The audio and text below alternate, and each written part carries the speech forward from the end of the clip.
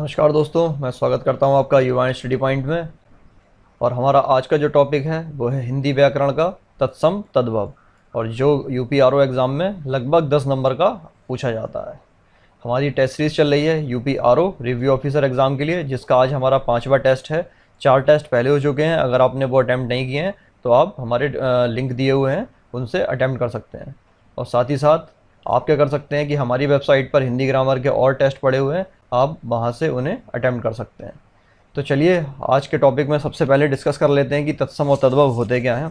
देखिए, हिंदी में प्रयुक्त अधिकांश शब्दों की जननी है वो है संस्कृत भाषा, और इनमें से कुछ जो तत्व तत्व हैं वो तदनुरूप अपनी गरिमा हिंदी भाषा में अद्यतन बनाए हुए हैं, मतलब जैसे कि तैसे ही बनाए हुए हैं। और उन शब्दों को क्या कहलाता है, क्या कहा जाता है, वो कहलाते हैं तत्सम शब्द। और कुछ शब्द ऐसे हैं जिन्होंने क्या है कि काल के जाल में बुनकर, मतलब क्या है कि समय के हिसाब से अपनी मौलिकता खो दी है, और फिर भी उनके रूप को यह देख कर के सहज ही आभास हो जाता है कि वे क्या हैं कि संस्कृत के ही किसी शब्द से निकले हैं, और उन शब्दों को कहा जाता है तद्भव।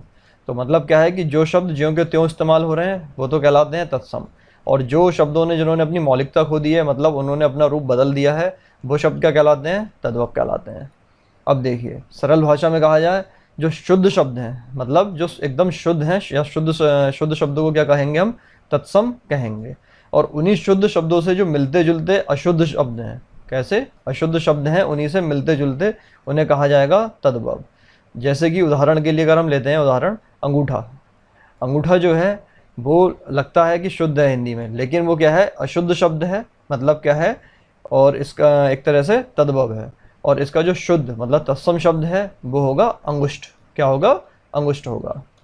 देखिए, तद्भव, तत् प्लस भव या तद्धन भव, इससे बना हुआ है, और इसका आशय क्या है कि विकसित या उससे उत्पन्न, मतलब विकसित या उससे उत्पन्न, या अर्थात ऐसे शब्द जो संस्कृत से उत्पन्न एवं विकसित हुए हैं, क्या कहलाते हैं, तद्भव कहलाते हैं। और तत्सम, देखिए ये बना है तद प्लस सम से, और मेरा इसका मतलब है कि उसके समान। समान का मतलब हो गया कि जैसा है वैसा ही, या फिर ज्यों का त्यों। और जो शब्द क्या है संस्कृत भाषा से हिंदी में आए हैं और यथावत प्रयुक्त होते हैं, वो क्या कहलाते हैं, तत्सम शब्द कहलाते हैं। तो ये डिस्कशन हो गया। तो चलिए अब शुरू करते हैं अपना आज का क्विज, जिसका पहला क्वेश्चन है अकथ। आपको बताना है कि अकथ का तत्सम रूप कौन सा है।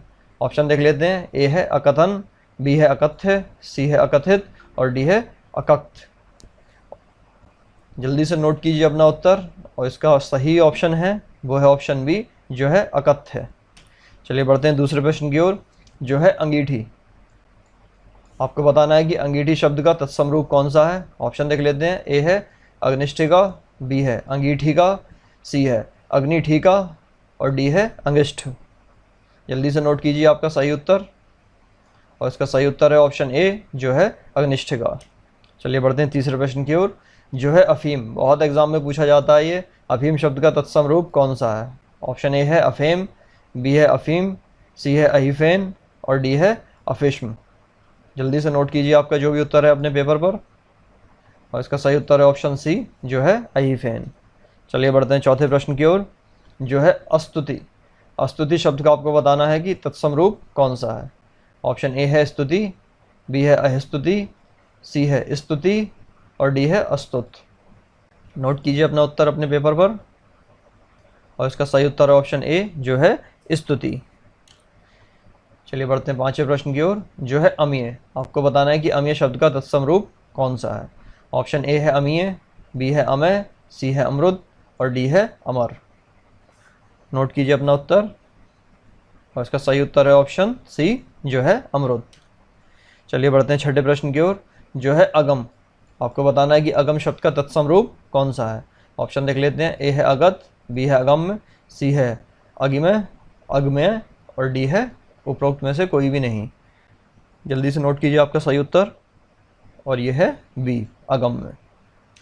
चलिए बढ़ते हैं सातवें प्रश्न की ओर, जो है अकाज। आपको बताना है कि अकाज शब्द का तत्सम रूप कौन सा है। ऑप्शन देख लेते हैं। ए है अकज, बी है सकाज, सी है अकाजस्य, और डी है अकार्य। नोट कीजिए अपना उत्तर, और इसका सही उत्तर है ऑप्शन डी, जो है अकार्य।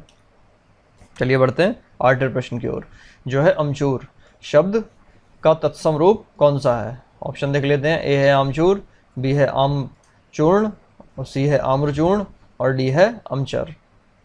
नोट कीजिए अपना उत्तर। इसका सही उत्तर है ऑप्शन सी, जो है आम्रचूर्ण। अमचूर का जो तत्सम रूप है वो है आम्रचूर्ण। चलिए बढ़ते हैं 90वें प्रश्न की ओर, जो है अखाड़ा। अखाड़ा शब्द का आपको बताना है कि तत्सम रूप कौन सा है। ऑप्शन ए है अखाड़, बी है अखड़ा, सी है अक्षवार, और डी है अक्षयवार। उसका सही उत्तर है ऑप्शन सी, जो है अक्षवार। चलिए बढ़ते हैं 10वें प्रश्न की ओर, जो है अपना। आपको बताना है कि अपना शब्द का तत्सम रूप कौन सा है। ऑप्शन देख लेते हैं। ए है आत्मन, बी है आत्मना, सी है आत्मन, और डी है अपन। नोट कीजिए अपना उत्तर। और इसका सही उत्तर है ऑप्शन सी, जो है आत्मन। तो चलिए आज के अंक में हमारे जो 10 क्वेश्चन थे वो पूरे हो गए हैं। अब आपको ये देखना है कि आपने कितना स्कोर किया है, कि 10 में से जितना भी आपका स्कोर है आपको कमेंट के माध्यम से बताना है। बहुत ही छोटे छोटे क्विज हैं हमारे, कोई 5 मिनट का है, कोई 7 मिनट का है, कोई 10 मिनट का है। तो आप ये मान के चलिए कि इस 5 मिनट के से लेकर के 10 मिनट के बीच में आपने 10 क्वेश्चन तैयार कर लिए अपने। और अगर आप डेली ये क्विज अटैम्प्ट कर रहे हैं हमारे, तो आप अगर डेली 10 क्विज भी अगर 10 क्वेश्चन अटैम्प्ट कर रहे हैं, और 60 दिन में जो है आपके 600 क्वेश्चन यहाँ से तैयार होने वाले हैं। वो भी ऐसे क्वेश्चन जो एग्ज़ाम के लिए मोस्ट इम्पॉर्टेंट हैं, क्योंकि हम जो जितने भी ये क्वेश्चंस बना रहे हैं वो सिर्फ इम्पॉर्टेंट क्वेश्चंस को ही ले रहे हैं, जो एग्ज़ाम की दृष्टि से काफ़ी महत्वपूर्ण हैं। तो आपको डेली अटैम्प्ट करना है, और डेली इस जो हमारा क्विज़ है उसको शेयर कीजिए अपने फेसबुक पे या व्हाट्सएप ग्रुप में। अगर आप टेलीग्राम ग्रुप्स में हैं तो वहाँ भी शेयर कर सकते हैं। तो चलिए आज के अंक में इतना ही।